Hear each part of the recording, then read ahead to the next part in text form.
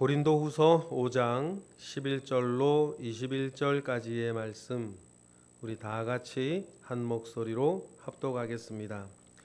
우리는 주의 두려우심을 알므로 사람들을 권면하거니와 우리가 하나님 앞에 알리어졌으니 또 너희의 양심에도 알리어지기를 바라노라. 우리가 다시 너희에게 자천하는 것이 아니요 오직 우리로 말미암아 자랑할 기회를 너희에게 주어 마음으로 하지 않고 외모로 자랑하는 자들에게 대답하게 하려 하는 것이라.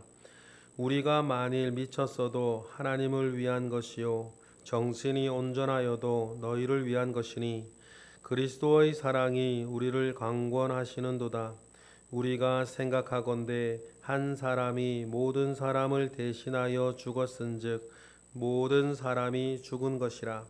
그가 모든 사람을 대신하여 죽으심은 살아있는 자들로 하여금 다시는 그들 자신을 위하여 살지 않고 오직 그들을 대신하여 죽었다가 다시 살아나신 이를 위하여 살게 하려 함이라. 그러므로 우리가 이제부터는 어떤 사람도 육신을 따라 알지 아노하노라. 비록 우리가 그리스도도 육신을 따라 알았으나 이제부터는 그같이 알지 아니하노라. 그런즉 누구든지 그리스도 안에 있으면 새로운 피조물이라. 이전 것은 지나갔으니 보라 새 것이 되었도다.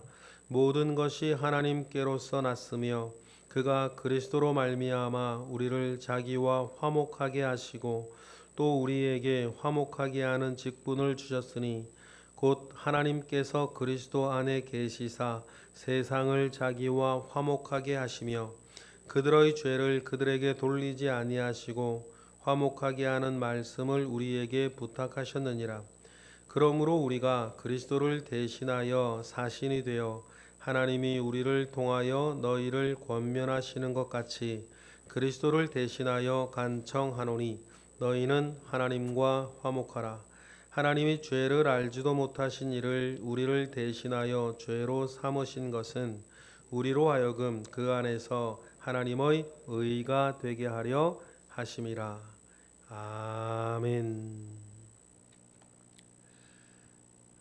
하나님 앞에서 복음 안에서 인생관, 생사관에 결론이 내려진 우리 모두가 되기를 주님의 이름으로 축복합니다.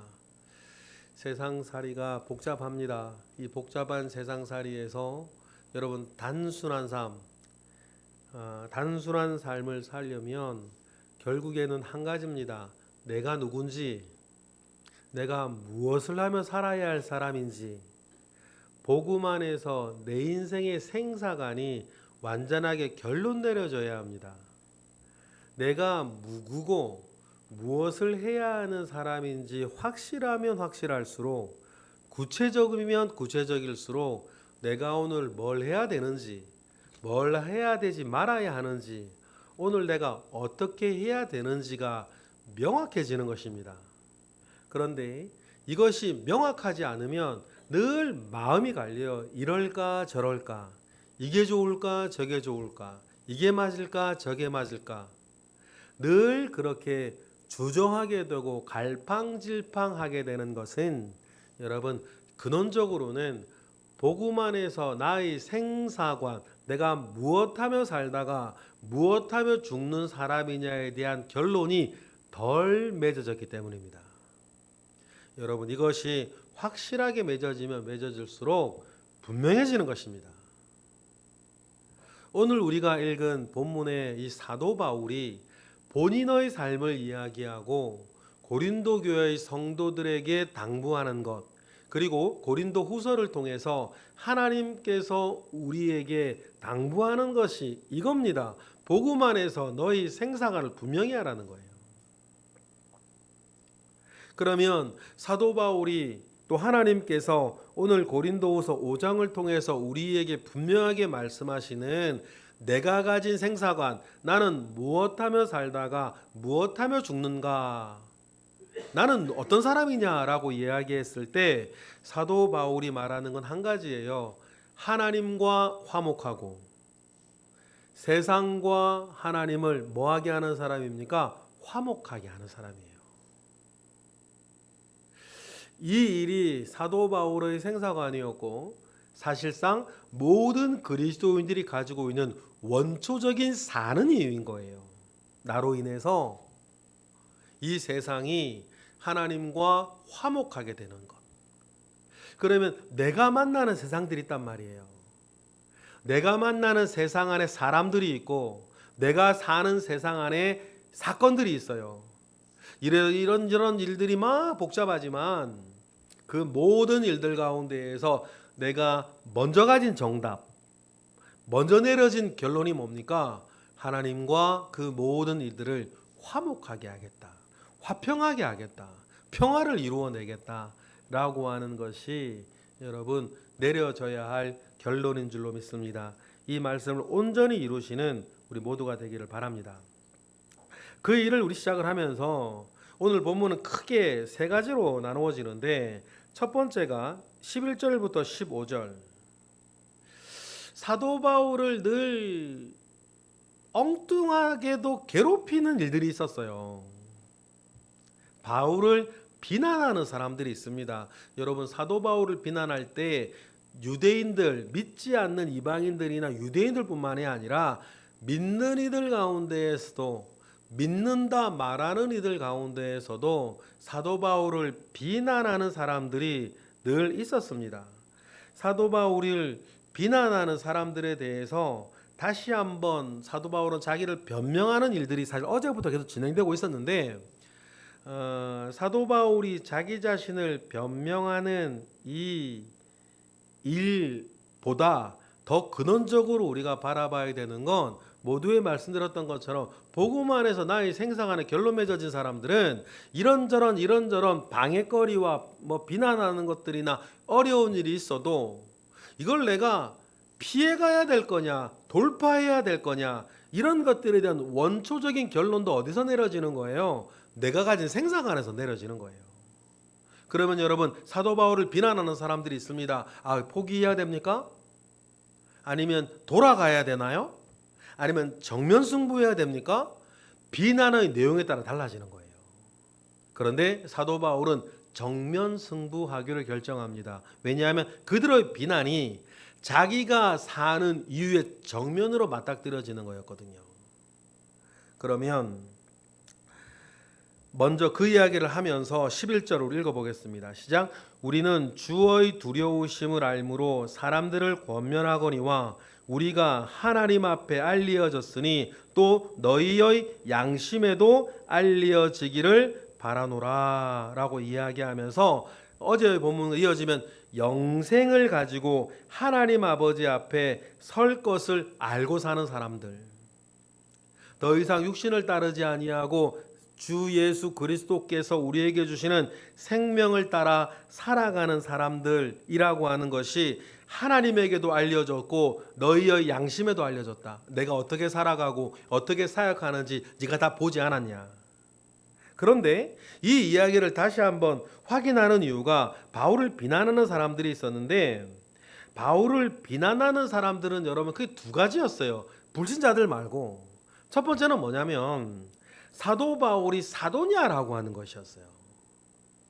왜냐하면 엄밀하게 보면 사도행전에서 사도의 자격을 논할 때 세례 요한의 때부터 예수의 죽이심과 부활과 승천하심을 우리와 함께 다 본 사람이라고 그래 마띠아가 뽑혔는데 그렇게 가지고 기준을 사도의 기준을 가지고 있던 사람들한테 바울은 사도가 아니란 말이에요. 그러니까 늘 사도 바울은 네가 사도냐라고 하는 꼬리표가 늘 달려져 있었고 또 믿는 이들 가운데에서는 야고보도 말하는 것처럼 우리 가운데에 우리는 그리스도인이란 말이에요. 우리 가운데에 여전히 모세의 율법에 충성하는 자가 아주 수천이라 그랬단 말이에요. 사도행전 끝에 보면. 그러면 그리스도인임에도 불구하고 모세의 율법에 충성하여서 율법도 지키고 할례를 받아야 된다라고 말하는 사람들 입장에서는 사도 바울이 말하는 오직 은혜로에 대한 복음은 이상한 것인 거예요. 그냥 어떤 거 있냐면 율법적이지 못한 방법으로 사역하면서 자기 사람들만 끌어모으려고 한다라고 하는 꼬리표가 붙어 있는 거죠. 그러니 이 일들의 꼬리표가 있으면서도 다른 사람들처럼 교회의 추천서도 들고 다니질 않아요. 이런 것들이 믿는 이들 사이에서 사도 바울이 당하는 비난이었단 말이에요. 그러니까 너희의 양심이 우리가 어떻게 살고 사역하는 걸 알았던 것처럼 우리가 다른 추천서, 자천이 필요 없다는 거예요. 12절 읽어볼까요? 다 같이 시작. 우리가 다시 너희에게 자천한 것이 아니요 오직 우리로 말미암아 자랑할 기회를 너희에게 주어 마음으로 하지 아니하고 외모로 자랑하는 자들에게 대답하게 하려는 것이라. 좋은 나무는 좋은 열매로 말하는 것처럼 우리가 외모를 자랑하는, 여기서 외모는 뭐 생긴 게 아니지 않습니까? 가지고 있는 외형적 기준이 아까 말한 사도에 대한 기준인 추천서 율법 보이는 이런 것들로 우리가 자랑하라는 것도 아니고 너희에게 우리로 인해 자랑할 것을 준다. 뭡니까? 삶의 열매, 믿음의 열매, 성령의 역사, 교회의 태동 이런 것들처럼 너희로 말미암아 진짜 하나님의 역사를 우리에게 보여주려고 한다. 그리고는 영생을 가진 사람의 자랑거리가 있고 썩어질 것, 죽은 것, 갇힌 것, 외모인 것, 육체적인 것들을 자랑하는 것들이 아니라 다른 것들을, 영적이고 영원한 것들을 자랑하려고 하는데 우리가 이런 말을 자꾸 하면 사람들은 우리 보고 미쳤다고 말한다. 다른 사람들이 얘기가 그런 거예요.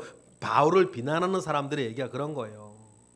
그러니 그래 우리 미쳤어도 안 미쳤어도 13절 아니냐. 13절 읽어볼까요? 시작. 우리가 만일 미쳤어도 하나님을 위한 것이요 정신이 온전하여도 너희를 위한 것이다.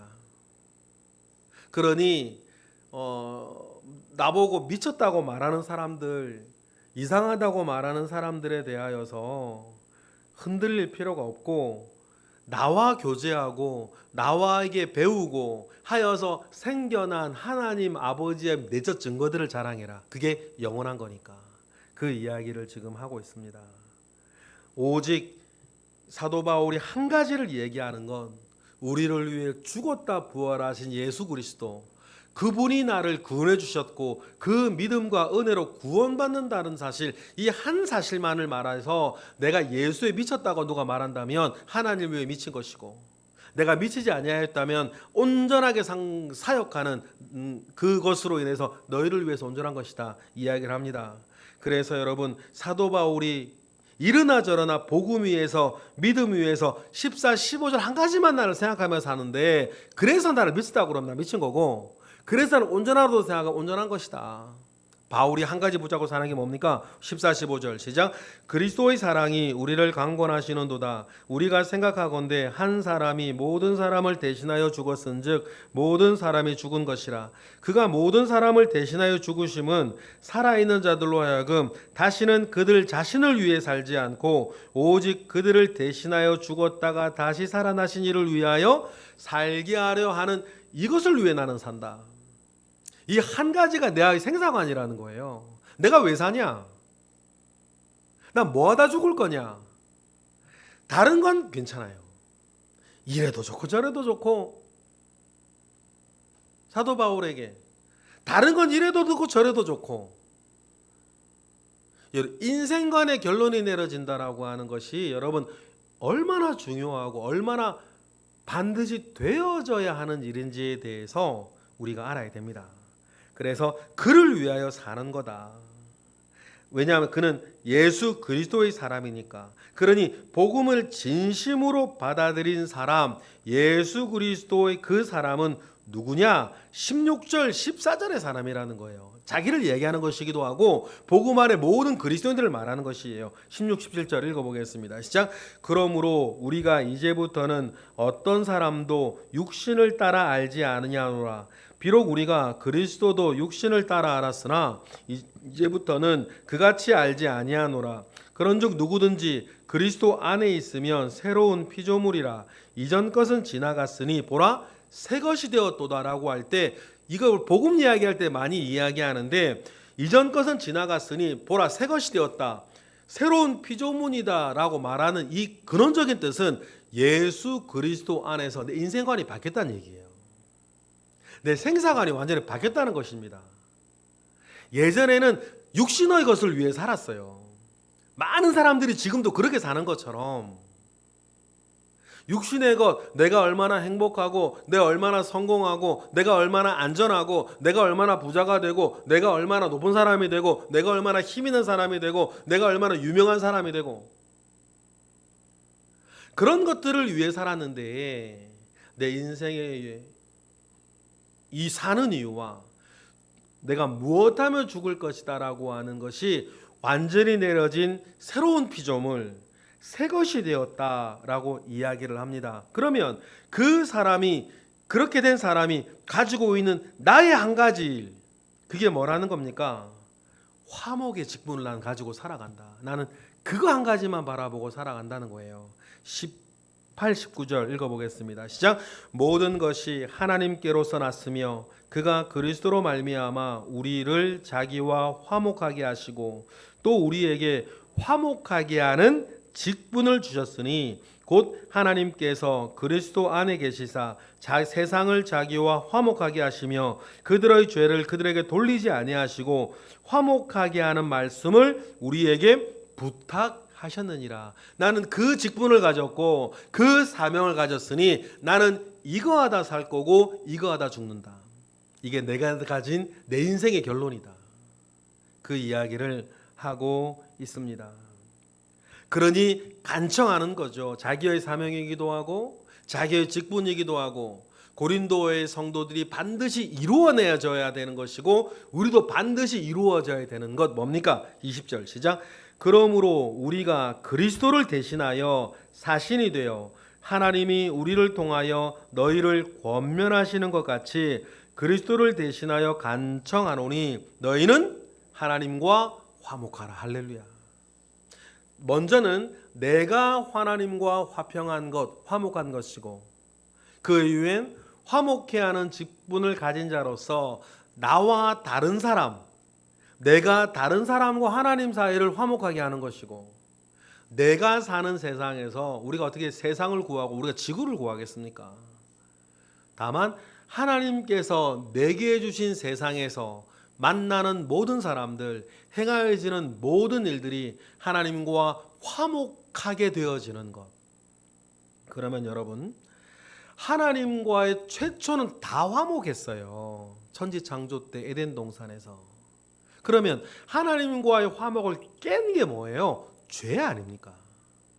죄로 인하여서 하나님과 세상과 우리와 나와의 화목이 깨어졌으니 하나님과 세상을 화목해 만든다라고 하는 것은 하나님과 그들 사이를 가로막고 있는 죄와의 영향력을 끊어내는 거예요.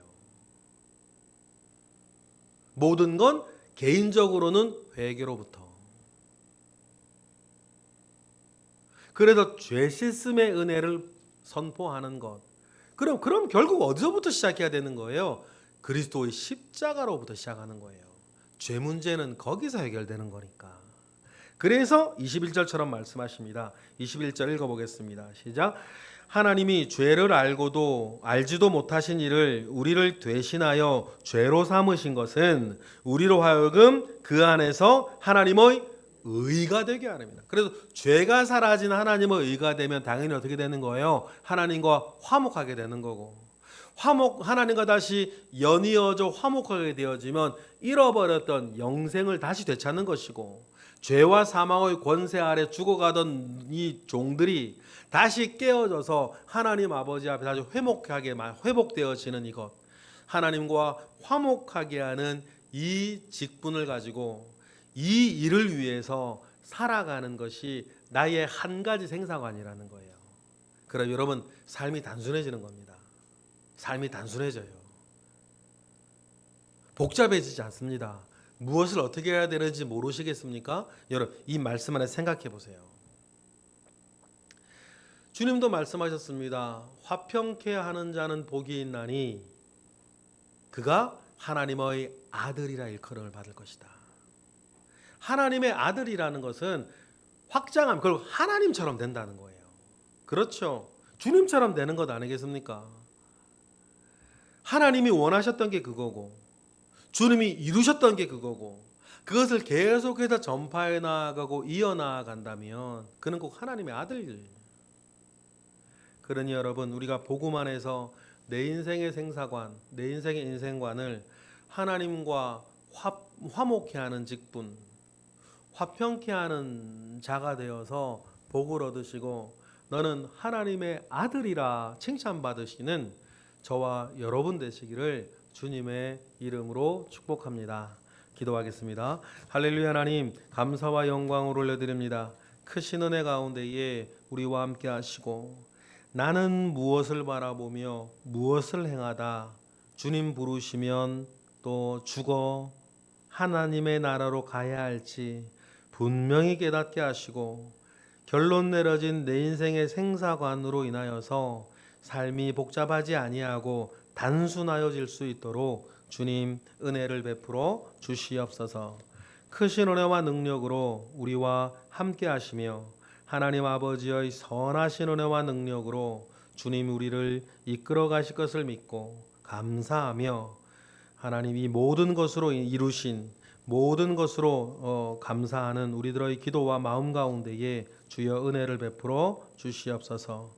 이 시간 드려지는 1,000번째 예물 가운데 주님 함께 하시고 오늘도 화목케 하는 직분을 가지고 나아가 승리하는 우리 모든 새벽의 기도자들 되게 하옵소서. 예수 그리스도의 이름으로 기도드렸나이다. 아멘.